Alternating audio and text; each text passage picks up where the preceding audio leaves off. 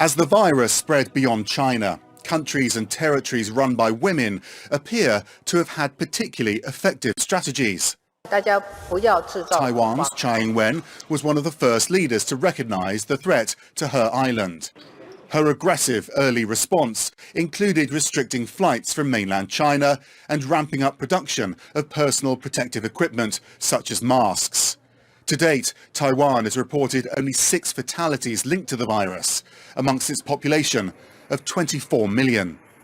New Zealand's efforts have been huge. Jacinda Ardern of New Zealand was even more aggressive, as she enforced a national lockdown before any deaths were even reported.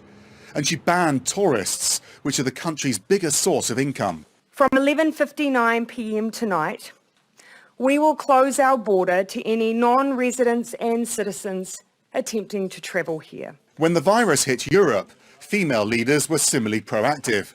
In Iceland, Katrin Jakobsdottir offered free testing to all citizens, whether they were showing symptoms or not. And she used a tracking system, so she didn't have to lock down and suffocate the economy. Compare that to Sweden, which has by far the highest death rate in the Nordics, and is also the only country there that isn't led by a woman.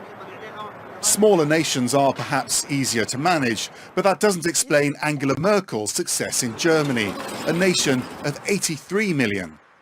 This chart compares Germany's noticeably low death rate with other comparable European states and the US. So what explains the apparent link between low virus mortality rates and female leadership? So each of the leaders you mentioned brings a combination of compassion and rigor, I think, to the way that they've engaged the public, fact-based, evidence-based, science-based early, but also really showing empathy and showing and speaking to the humanity of what's at stake here in the crisis. Some of the qualities that they've exhibited are qualities that women all around the world are exhibiting, and studies show empathy, an ability to put expertise over ego, perhaps more frequently than others, and again, a valuing of the importance of global coalitions. Managing a crisis requires recognizing it early on and acting decisively.